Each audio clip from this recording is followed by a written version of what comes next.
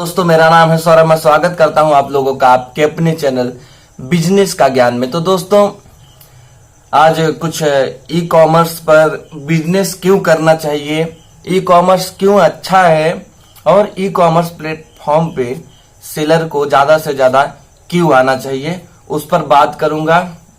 और कुछ मेरे मित्र हैं उनकी बातों पर भी बात करूंगा। मेरे एक मित्र ने मुझसे पूछा कि मैं ई कॉमर्स पर क्यों सेल करूं।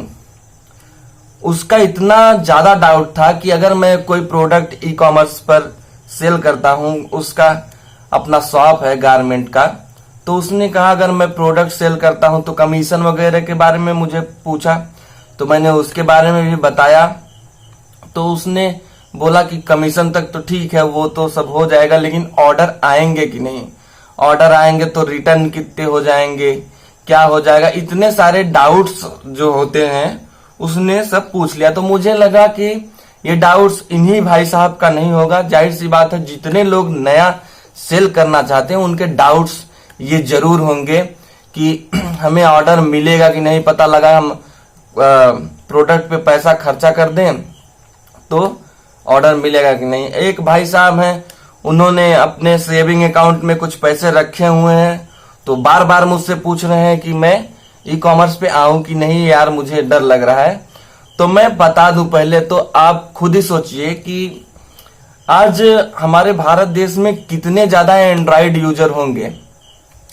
जहां तक मेरी नॉलेज है कि अगले साल ही मैंने एक बार पेपर में पढ़ा था कि 50 करोड़ से ज्यादा यूजर एंड्रॉइड को गए हैं। तो एक साल में जियो के आने के बाद, लॉकडाउन के आने के बाद कितना सारा मोबाइल यूजर बढ़े हैं। और दूसरी चीज ई कॉमर्स बिजनेस भी बहुत ज्यादा बढ़ी है, क्योंकि ई कॉमर्स का एक ऐसा बिजनेस है जो कि लॉकडाउन में चालू था, बाकी सारे बिजनेस ठप थे।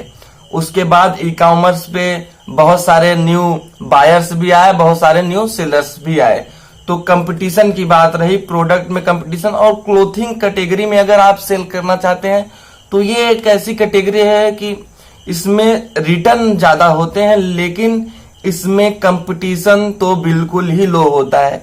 क्योंकि हर एक प्रोडक्ट का, जैसे ये शर्ट है, फिर अलग कोई चेक वाला शर्ट है, तो हर एक प्रोडक्ट का अलग अलग मतलब डिजाइन पहले से ही रहता है, आपको कुछ डिफ्रेंसिएशन नहीं करना पड़ता प्रोडक्ट में। इसलिए क्लोथिंग कैटेगरी तो बहुत ही बेस्ट कैटेगरी है, आपको लिस्टिंग के बाद 4-5 दिन में ही ऑर्डर दे देती है। ये तो मैं गारंटी के साथ बोल सकता हूँ। बहुत सारे सेलर का मुझे अनुभव भी है जो क्लोथिंग कैटेगरी में सेल कर रहे हैं। लेकिन क्लोथिंग कैटेगरी में सेल करने में प्रॉब्लम क्या है दोस्तों, साइज। और जो साइज होता है, और कभी कभी क्या रहता है कि फोटो में कोई कलर हल्का फुल्का भी, तो उससे रिटर्न ज्यादा हो जाता है। सबसे ज्यादा जो कारण होता है वो तो आपका साइज को लेकर होता है, रिटर्न हो जाता है। लेकिन क्लोथिंग एक कैटेगरी है जिसमें आपको बहुत ज्यादा ही सेल आती है। अगर आप क्लोथिंग कैटेगरी में सेल करते हो तो आपको अच्छी खासी सेल मिलने वाली है, लेकिन रिटर्न को आपको अपने तरीके से मैनेज करना पड़ेगा, कि आपको नोटिस करना पड़ेगा कि क्या प्रॉब्लम हो रही है, कि आपके क्लोथिंग में या साइज की प्रॉब्लम हो रही है तो साइज में आप कुछ परिवर्तन कीजिए, या तो आप उसमें कुछ न कुछ डिफ्रेंसिएशन करिए। लेकिन अब दोस्तों जिनका ये डाउट है कि मेरा सेल आएगा ही नहीं, बिल्कुल अब पूछे पड़े हैं कि मैं क्यों विदाउट जीएसटी लिए नहीं सेल कर सकता। कितने लोग तो ये पूछते हैं कि क्या मैं जीएसटी बिना नहीं सेल कर सकता।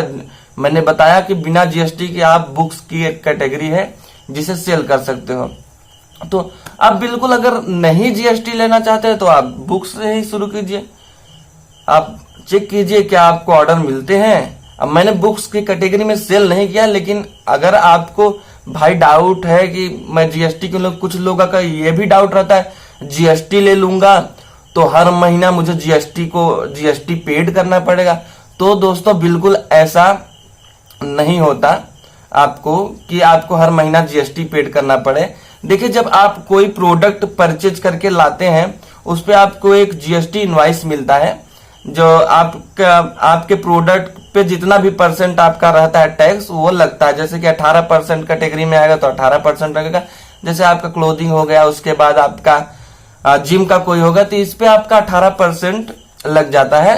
तो वो प्रोडक्ट अगर आप लेंगे तो 18% जीएसटी लगेगा। तो प्रोडक्ट के बाद 18% जो लगेगा उसके लिए आपको परचेज इनवॉइस दिया जाता है, जो कि आपके जीएसटी में जिस आप जो सप्लायर से आप खरीदते हैं वो वहां पर फीड कर दिया जाता है, वहां पर मेंशन कर दिया जाता है कि ये प्रोडक्ट इस सेलर ने लिया हुआ है। तो वो क्या होता है, आपका आईटीसी क्लेम करना पड़ता है आपको, जिसमें वो आपका जो जीएसटी लगा होता है वो आपको वापस मिल जाता है। उसके लिए आपको परेशान होने की बिल्कुल भी जरूरत नहीं होती। और जो आप जीएसटी वो आपको वापस मिल जाता है, ये जीएसटी आपको लेना पड़ता है आपके कस्टमर से।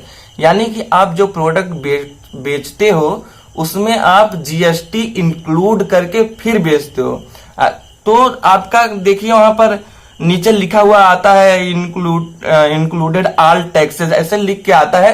तो आपका उसमें जीएसटी भी उसमें ऐड होता है, जिसे कस्टमर पेड करता है। कस्टमर पेड करता है, नॉर्मल सी बात है, आपको बस दिखाना पड़ता है आपके जो जीएसटी का रिटर्न आप फिल करते हैं, बस आपको दिखाना पड़ता है।